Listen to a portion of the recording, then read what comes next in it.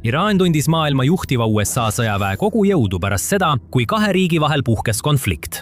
2026 aasta veebruari lõpus, et vastast üle mängida, kasutas USA oma parimaid ressursse, sealhulgas aastakümneid teeninud veterane nagu Rothwell, B-1 Lancer pommitajad ja E-3 Sentry õhust varajase hoiatuse ja juhtimise lennukid. Samuti kaasaegsemad uuendused nagu General Atomics MQ-9 Reaper droonid. Kuid on veel üks relv, mille Ameerika on väidetavalt Iraani vastu valla päästnud ja mis on seni olnud ülima saladuskatte all, täielikult salastatud. Nii salajane, et isegi kogenud sõjaväeeksperdid polnud kindlad, kas see üldse eksisteerib. Northrop Grumman RQ-180 tipptasemel luuredroon, millel on erakordsed tehnilised näitajad ja seninägematud võimed. Mehitamata õhusõiduk, mis on nii arenenud, et see võib kujundada õhusõja tulevikku veel mitmeks põlvkonnaks. Aastaid on sõjalised analüütikud, eksperdid ja entusiastid püüdnud meeleheitlikult selle erakordse uuenduse kohta rohkem teada saada. Läbi kammides hulgaliselt avatud allikate luureandmeid, uurides satelliidipilte, et leida kas või kõige õrnemat vihjet või pilguheitu RQ-180 tegevuses. Nüüd, lõpuks ometi on meil olemas päris fotod, kindlad tõendid sellest, kuidas RQ-180 hiilivalt Vahemere taevas liugleb, väidetavalt kasutusel USA operatsioonide toetamiseks Iraanis. Et mõista, miks see on nii murranguline verstapost, on oluline astuda samm tagasi ja uurida, mis RQ-180 tegelikult on. Sest hoolimata sellest, et tegemist on peaaegu futuristliku, ulmelise loomingu moodi lennukiga, ulatuvad selle luurelennuki juured tegelikult mitme aastakümne taha. See oli täpselt 1989 aastal, kui USA õhujõud pensionile saatsid Lockheed SR-71 Blackbirdi. Pika tegevusraadiusega, suurel kõrgusel lendava Mach 3+ strateegilise luurelennuki, mis võeti kasutusele 1966 aastal. Külma sõja ajal laialdaselt kasutatud Blackbird jõudis lõpuks oma tööea lõpuni, jättes õhujõud ilma ühegi luureplatvormita, mis oleks suutnud tungida vaenlase õhuruumi, mida kaitsesid kaasaegsed õhutõrjesüsteemid. Nii alustatigi tööd uue platvormi kallal, millel olid eelkäijast RQ-180-st palju arenenumad tehnoloogiad ja paremad võimed. Õhujõudude salajase eelarvega varjatult rahastatud RQ-180 programmi vastutus langes Northrop Grummani kätte, kes oli edestanud teisi suuri Ameerika lennundus- ja kaitsetööstuse ettevõtteid, Boeingit ja Lockheed Martinit. Aastate jooksul panid Northrop Grummani insenerid ja arendajad kokku selle uue põlvkonna lennuki plaanid, töötades peamiselt kõige salajasemates baasides, mis neil kasutada olid, sealhulgas Area 51. Ettevõte ja õhujõud üldiselt on kogu selle asja suhtes olnud äärmiselt salatsevad, avaldades selle lennuki kohta peaaegu mitte ühtegi detaili. Isegi selle nime, RQ-180, pole kunagi ametlikult tunnistatud. Seetõttu põhineb peaaegu kogu meie teadmine selle kohta lekkel, ekspertide hinnangutel, spekulatsioonidel ja asjatundlikul analüüsil, mitte mingisugusel ametlikult avaldatud tehniliste näitajate loendil. Sellest hoolimata on siiski mitmeid asju, mida me teame. Näiteks arvatakse, et RQ-181 lend toimus 2010. aasta augustis. On ka tõendeid, mis viitavad sellele, et varased tootmislennukid tõusid õhku järgnevatel aastatel ning 2010. aastate keskpaigaks oli kasutusel mitu aktiivset lennukikeret. Ja kuigi USA sõjavägi pole seda kunagi avalikult välja kuulutanud ega tunnistanud, usuvad paljud eksperdid, et RQ-180 võeti ametlikult kasutusele õhujõudude 74. luureskadrillis mingil ajal enne 2020 aastat. 2020. aastatel on maailm lõpuks hakanud siin-seal RQ-180 vilksamisi nägema. Esimene foto sellest lennukist näib olevat tehtud 2020 aasta oktoobris, kus oli näha, kuidas oletatav ülisalajane luuredroon liugleb umbes 20 000 jala kõrgusel Edwardsi õhuväebaasi kohal. 2021 aasta septembris ilmus veel üks pilt. Seekord näis, et RQ-180 lendab vaikselt ja märkamatult Filipiinide kohal. Hiljem samal aastal ilmus RQ-180 kohatäitepilt videos, mida jagas õhuväe professionaalsete relvade tipptaseme keskus PACE. Video tutvustas sellele vargsele luurelennukile ka uut hüüdnime – Valge nahkhiir. Seejärel palju hiljem, märtsis 2026, nähti seda drooni taas. Lugu algas 18. märtsil, kui kohalik Kreeka uudisteportaal onlarissa.gr avaldas pilte, mille ajakirjanikud ekslikult tuvastasid B-2 pommitajana. Maandumine Larissa õhuväebaasis, mis kuulub Kreeka õhuväele, kuid mida on kasutanud ka USA sõjavägi MQ-9 Reaperi droonide baseerimiseks. Sama uudisteportaal avaldas ka videolennukis tegevuses, selvitades, et väidetavalt oli seal tekkinud mingi tehniline probleem ja see oli sunnitud tegema hädamaandumise Põhja-Kreeka keskosas, tuginedes anonüümsetele allikatele. Rohkem üksikasju pole jagatud, kuid hädamaandumise lugu tundub usutav, arvestades, et lennukit nähti maandumas keset päeva. Arvestades kogu selle projekti salastatust aastate jooksul, on väga ebatõenäoline, et USA õhuvägi oleksid tahtnud oma uut vargluurelennukit päise päeva ajal demonstreerida, välja arvatud juhul, kui neil polnud muud valikut. Ainus asi, milles on Larissa reporterid eksisid, oli lennuki nimi. See oli peaaegu kindlasti RQ-180. See kinnitati sisuliselt järgnevatel päevadel, kui üha rohkem pilte, sealhulgas mitmed piirkonnas hämmeldunud pealtnägijate poolt filmitud videod hakkasid internetti ilmuma. Õhusõiduk hüüdnimega Larissa Ledi, mille iga kaadrit hakkasid lennunduseksperdid ja sõjaväeanalüütikud põhjalikult uurima, et saada võimalikult palju teada sellest erakordsest uuest lennukist. Entusiastid hakkasid samuti arutama, mida niinimetatud Larissa Ledi selles maailma piirkonnas tegi, eriti ajal, mil Ameerika Ühendriikidel oli käimas operatsioon Lähis-Idas.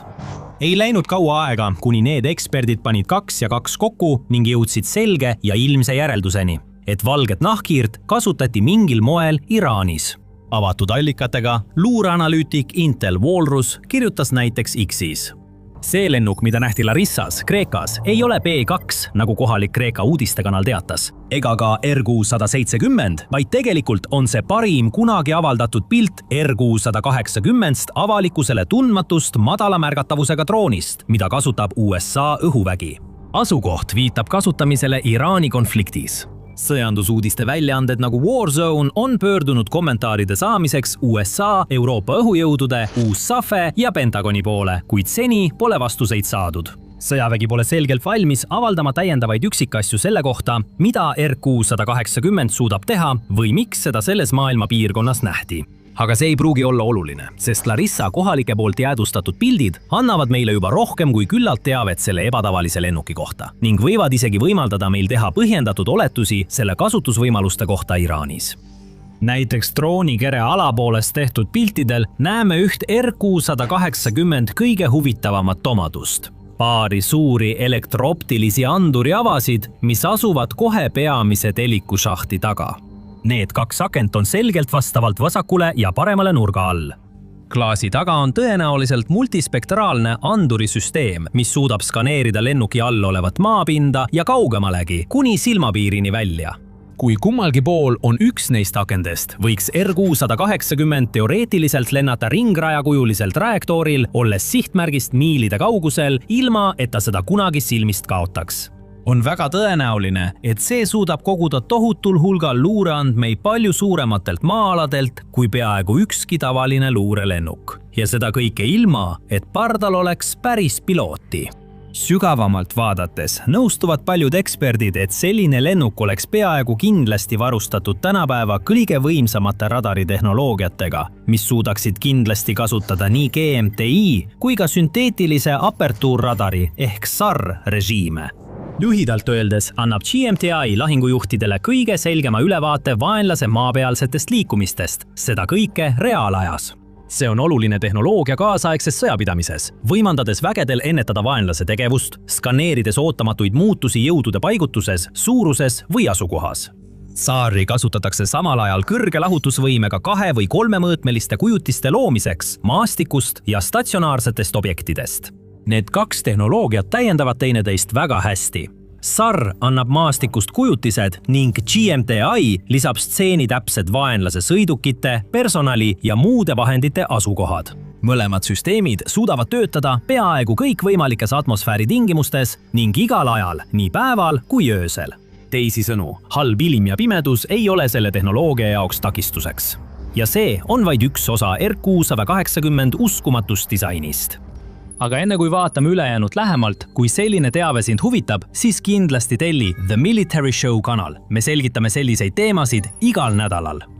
RQ-180 fotosid ja videoid analüüsides märkasid terase pilguga vaatlejad peagi veel üht huvitavat omadust. Droonil nähtud anduriavad alumisel küljel nägid välja peaaegu identsed nendega, mida on märgatud teisel lennukil, Scale Composites Proteusel. Eksperimentaalne tandemtiibadega kõrgelennuline ja pika kestusega lennuk Proteus loodi legendaarse lennundusinseneri Bert Rutani poolt ning tegi oma esimese lennu 1998 aasta juulis. Proteust on aastakümnete jooksul kasutatud erinevate andurite ja täiustatud süsteemide katsetuslennukina. Lisaks sellele on Scale Composites täielikult Northrop Grummani tütarettevõte. Nii et taaskord ei ole siin otsi kokku viia eriti keeruline. Tundub, et Proteust kasutati just nende samade andurite katsetamiseks, mis on hiljem paigaldatud RQ-180-le. Ja avastused sellega ei piirdu. Droonis tehtud piltidel on samuti selgelt näha väljendunud kühm lennuki keskse kere all, mis on just see koht, kuhu peamine radarimassiiv kõige loogilisemalt paigutada. Kuigi me ei saa milleski sellest täiesti kindlad olla, enne kui õhuvägi seda kas kinnitab või ümber lükkab, on tõenäoline, et selles piirkonnas asub kas pöörlev radar või kahepoolne radar, mis võimaldab lennukil skaneerida sama ala, olenemata sellest, mis suunas ta lendab.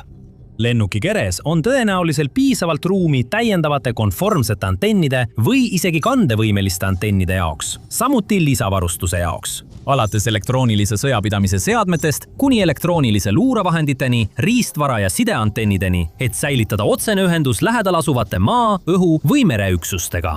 Suurepärased uued pildid Larissa Leedist näitavad ka tema kolmerattalise teliku laia asetust ning erakordse tiivu ulatust. Teliku nii laialt asetamine aitaks teoorias toetada suuremat lasti lennuki pardal ning tagaks parema stabiilsuse maapinnal. Asjatundjad on märganud ka nina telikurattale kinnitatud võõrkeha prahitõrjekilpi. See võib tunduda väikese lisandina, kuid tegelikult on see oluline. Vaarglennukid nagu RQ-180 on tavaliselt kaetud spetsiaalsete katetega, mis neelavad radarilaineid ja muudavad need palju raskemini avastatavaks. Kui need katted saavad isegi kõige väiksema kriimu või marrastuse, võivad need järsult muutuda palju vähem tõhusaks. Ja arvestades RQ-180 disaini suurust ja madalat profiili, asub see tõenäoliselt maapinnal või vahetult enne õhkutõusu üsna madalal. Seega on suurem kui tavapärane oht, et kivid ja muud praht paiskuvad üles ning tabavad drooni kere nii stardirajal lahkudes kui ka maandumisel. Seetõttu on FOD-kaitse kasulik kaitse nende väikeste, kuid olulist kahju tekitavate osakeste eest. Jätkates nüüd telikutega, näeme ka ninateliku tugijala külge kinnitatud järelhooba ehk järelvart, mis peaks aitama luurelennuki maandumise lööki pehmendada. Jällegi, see on väike asi, aga oluline, sest need droonid on tõenäoliselt väga kallid ehitada ja hooldada, nii et iga pisiasi aitab kahjusid vähendada ja hoida lennumasinad tippseisukorras. Ninatelik on samuti kahe rattaga konfiguratsioonis, sarnaselt sellele, mida oleme näinud B-21 Raider pommitajal, kuigi mitte päris nii suur. Samal ajal näeb RQ-180 põhitellik samuti tuttav välja, kuna see paistab olevat peaaegu identne sellega, mida näeme F-15 hävituslennukitel. See ei ole üllatav, kuna lennundusmaailmas on üsna tavaline praktika laenata või taaskasutada samu komponente varasematest konstruktsioonidest. Mis pole katki, seda pole vaja parandada. Ja see telik on end tõestanud lugematutel kordadel F-15 pika ajaloo jooksul. Seega peaks see sobima hästi ka RQ-180-le, kui selle enda teenistusiga jätkub. F-15 tüüpi teliku kasutamine annab meile ka vihje RQ-180 maksimaalse stardikaalu kohta. Viimastel F-15 EX variantidel on maksimaalne kaal 81 000 naela ning kui Northrop Grumman on otsustanud kasutada siin sarnast telikut, on võimalik, et RQ-180 maksimaalne kaal võib olla sarnane või isegi suurem. Samal ajal on oluline meeles pidada, et tegemist on luure- ja seirelennukiga. Seda ei ole mõeldud kasutamiseks pommirünnakuteks ega rakettide tulistamiseks ning mida kergem see on, seda kauem suudab see õhus püsida ja seda kaugemale lennata ilma kogu kütust ära kasutamata.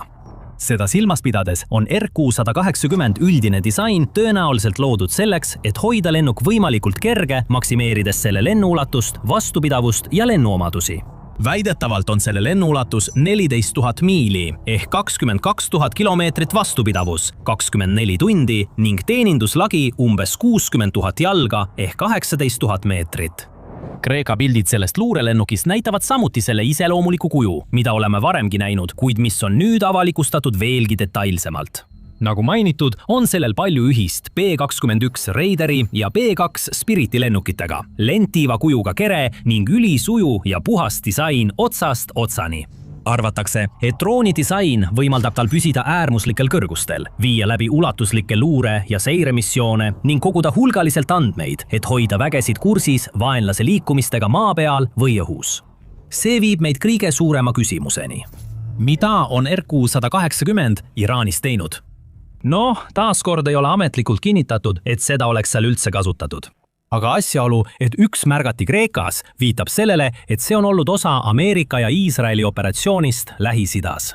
Selle lennuki kohta teadaoleva ning ka operatsiooni enda kohta teadaoleva põhjal on täiesti võimalik ja isegi tõenäoline, et RQ-180 võidi kasutada Iraani kõige arenenumate raketiheitjate jälitamiseks. On kinnitatud, et riigi sõjaväel on väga mobiilsed raketiplatvormid, millest paljud on hoolikalt maskeeritud nii, et need näevad ülalt vaadates välja väga sarnased tsiviilveokitega. Mõned neist tegutsevad tugevdatud või maa-alustest baasidest, millel on isegi spetsiaalsed avad ja luugid, mis võimaldavad rakette välja lasta otse seestpoolt. Ja paljud liiguvad Iraani avarates ja karmides maastikes, võttes strateegilisi positsioone siin ja seal, et oma laskemoona välja lasta, enne kui nad kiiresti piirkonnast lahkuvad ja otsivad varju kusagil uues kohas. Need on Iraani arsenali ühed surmavaimad elemendid, just nende liikuvuse tõttu. Paljudel sõjavägedel oleks väga raske nende liikumisi jälgida ja teada, millal ja kus nad järgmisena ootamatult ründavad. Aga kujutage ette, et teil oleks peaaegu märkamatu tipptasemel mehitamata õhusõiduk 10 000 jalgade kõrgusel, mis pidevalt skaneerib maad maailma parimate radaritehnoloogiatega. Piisavalt kütust, et teha 24 tunni pikkusi missioone ja pole üldse vaja pardameeskonda.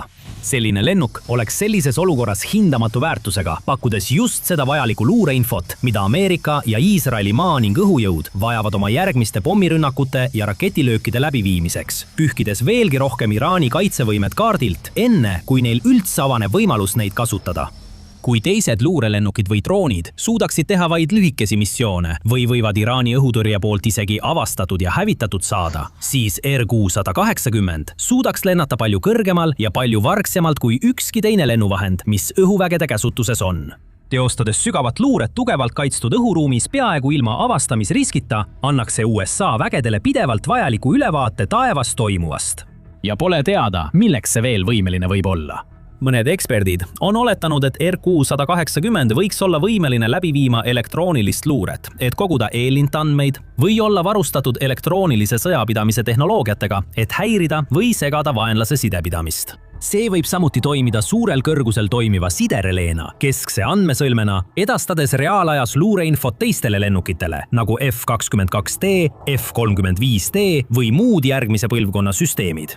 Selle lennuki kohta on endiselt palju, mida me ei tea, kuid see, mida me seni teame, viitab üsna selgelt sellele, et see toob droonisõjandusse täiesti uue ajastu. Sest see on üks väheseid teadaolevaid droone, mis on piisavalt raskesti avastatav, et ellu jääda vaenlase või vaidlustatud õhuruumis ilma avastamata.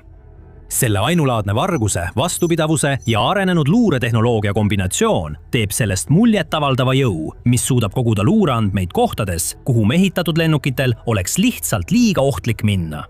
Ja see on vaid üks järgmise põlvkonna futuristlikest relvadest, mida USA sõjavägi täna kasutab. Paljudest teistest saad teada selles põhjalikus videokokkuvõttes. Teise võimalusena vaata seda videot, et saada põhjalik ülevaade sellest, kuidas USA väed viisid läbi Iraanis toimunud vahkonna päästeoperatsiooni, päästes haavatud ohvitseri, keda vaenlase jõud taga ajasid. Ja lõpuks kindlasti telli sõjasaade The Military Show, et näha veel selliseid videoid.